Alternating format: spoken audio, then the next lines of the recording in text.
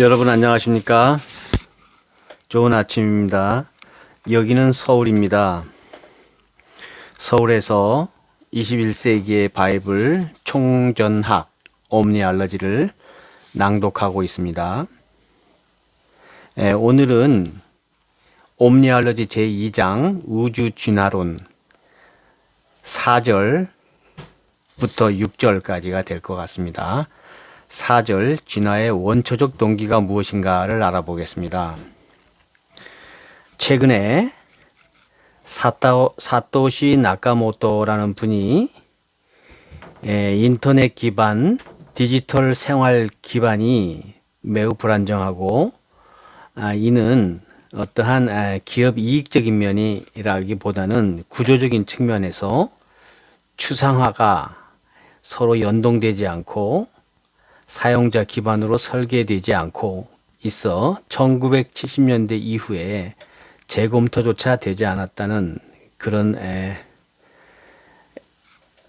SNS에 그런 의견이 올라와 있었습니다. 정말 그런 것 같습니다. 제가 2023년도인가요? 그때부터 유튜브에 이 총전학 관련 자료를 약 1000개 정도 등록을 했는데 무단으로 사기 및 윤리적 기준을 어겼다고 이 강제로 삭제를 했는데 이의를 제기해도 답변이 없습니다. 몇 가지 BSB에 관련돼서 AI 기반 사진 몇 장 올렸는데 그거 가지고 이렇게 브라우저에서 삭제를 당하고 나니까 좀 허망하더라고요. 이건 어디까지나 교육적인 그런 컨텐츠인데 그런 거 보면서 오늘날 디지털 기반의 인터넷 생활이 굉장히 사용자에게는 불리하고 또 불안정함으로써 기약 없이 이렇게 자료를 공개하는 것 같아서 좀 아쉬움이 같았습니다.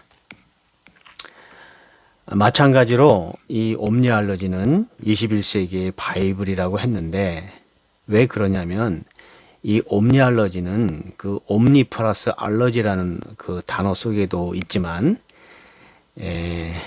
인문사회과학, 자연과학, 예술, 철학, 신학 그 모든 것을 다 통섭한 이러한 새로운 관점에서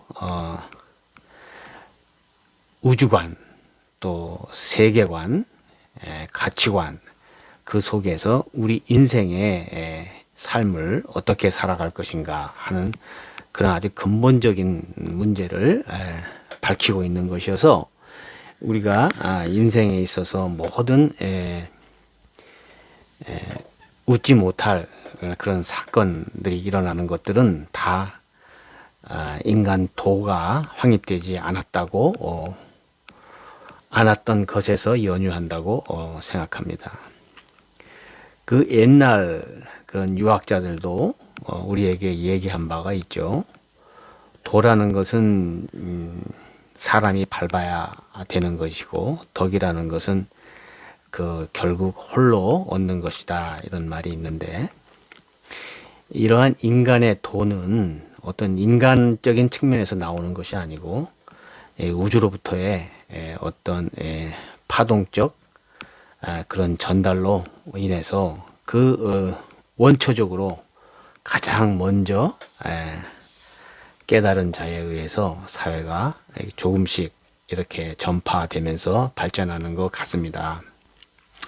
총전학을 저도 수년간 공부했지만 역시 그 지혜의 셈이 끝이 없고 또 이걸로 인해서 총전학으로 인해서 나 자신이 크게 발전하는 것을 볼 수 있었습니다. 여러분들도 이 총전학을 한 번만 듣거나 읽지 마시고 여러 번 반복하고 또 사유의 대상으로 삼아서 결국 이 총전학 옴니알러지를 통해서 우주 자연과 신과 직접 대화할 수 있는 그런 경지에 이르시기를 간절히 바랍니다.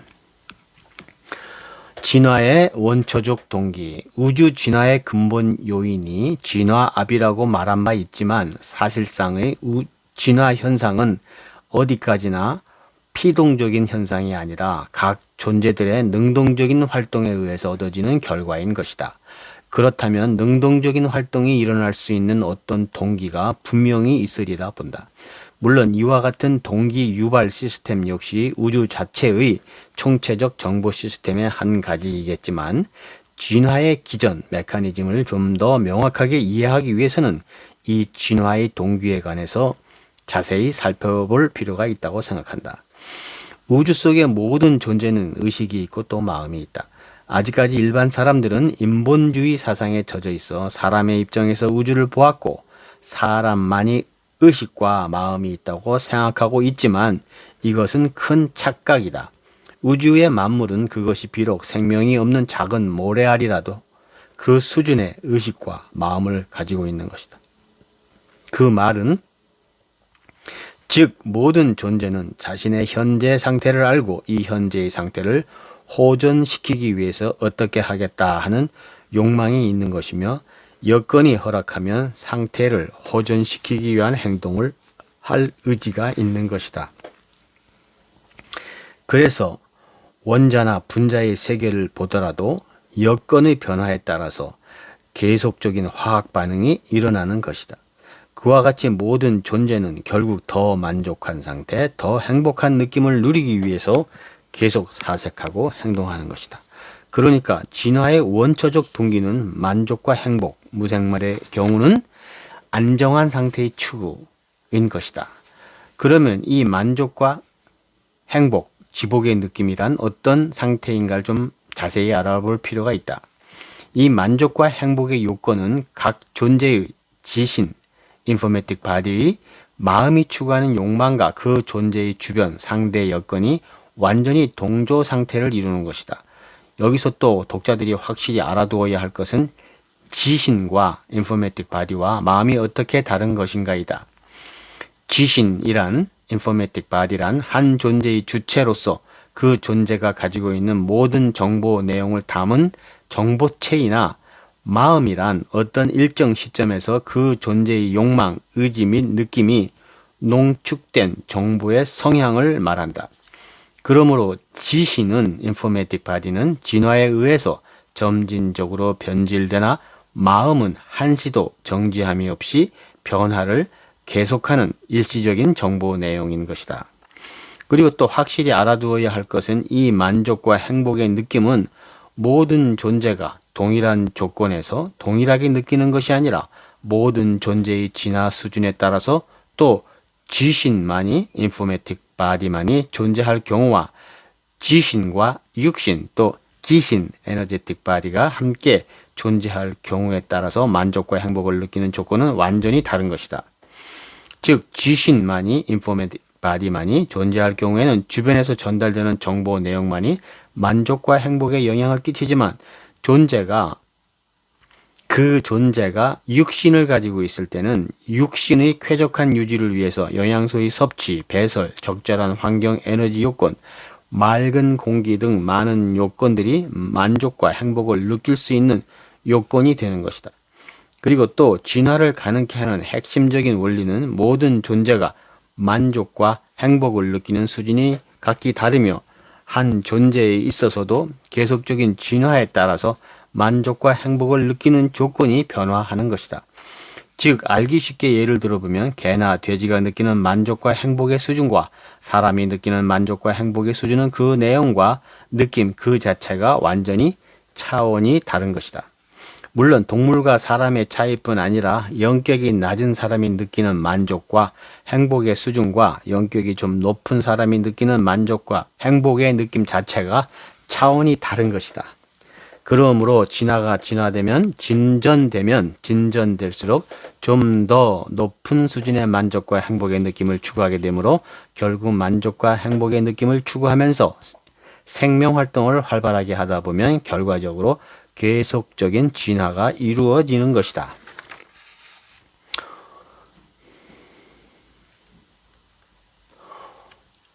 5절 진화의 근본적 기전, 근본적인 메커니즘을 말하죠. 우주 속의 모든 존재는 정지 상태로 있는 것이 아니라 항상 어떤 마음 상태를 가지며 이 마음 상태는 그 정보에 해당하는 파동을 계속적으로 외부로 방사하고 있다. 그러니까 마음 그 자체가 파동의 특성을 만드는 틀인 것이다. 그러므로 마음의 변화에 따라서 파동 특성도 계속 변하는 것이다. 이와 같이 우주 속의 모든 존재가 파동을 방사하고 있으므로 모든 존재는 주변에 수도 없이 많은 정보들이 전달되는 상황 속에서 살고 있는 것이다. 그러나 이들 모든 정보에 대해서 반응할 수는 없지만 자신의 마음에 강력히 관련된 정보로부터 오는 파동과는 반응하게 되며 그 반응은 동조 현상이나 거부 현상의 범위 안에서 반응이 나타나게 된다. 이때 동조 현상이 나타나면 만족과 행복을 느끼게 되나 그렇지 않고 거부 반응이 나타나게 되면 불만과 불행을 느끼게 된다. 그리고 동조와 거부 반응은 흑백적으로 동조나 거부만이 나타나는 것이 아니라 동조나 거부 현상이 정도가 다르게 혼합되어 복합적으로 나타난다. 그러므로 모든 존재는 항상 만족과 행복을 되도록 많이 느낄 수 있기 때문에 많은 사색과 노력을 하게 된다. 이와 같은 사색과 노력을 좀 더 나은 방안, 베터 컨디션을 모색하게 되고 이와 같은 노력에 의해서 새로운 시스템이 착안되며 이렇게 새로이 창출된 시스템은 반복된 행동화에 의해서 지신의 인포메틱 바디의 상향적 변질과 육체적 숙련을 달성하게 된다. 이와 같이 지신 특성, 인포메틱 바디 특성의 변질과 육체 기능의 완전한 숙련을 이룬 정보는 마침내 하나의 재능으로서 지신의 특성으로, 인포메틱 바디의 특성으로 정착하게 되는 것이다. 이와 같은 과정에 의해서 점진적으로 수준이 높은 재능이 지신의 인포메틱 바디에 정착됨으로써 지신의 특성이 인포메틱 바디의 특성이 상향적으로 개조되어가는 현상이 즉 진화인 것이다. 그러므로 진화의 메커니즘은 어떤 존재가 주어진 환경, 주변 여건 속에서 만족과 행복을 되도록 많이 느끼기 위해서 사색하고 행동을 반복함으로써 자연적으로 재능이 향상되고 지신의 인포메틱 바디의 특성이 개조되는 현상인 것이다.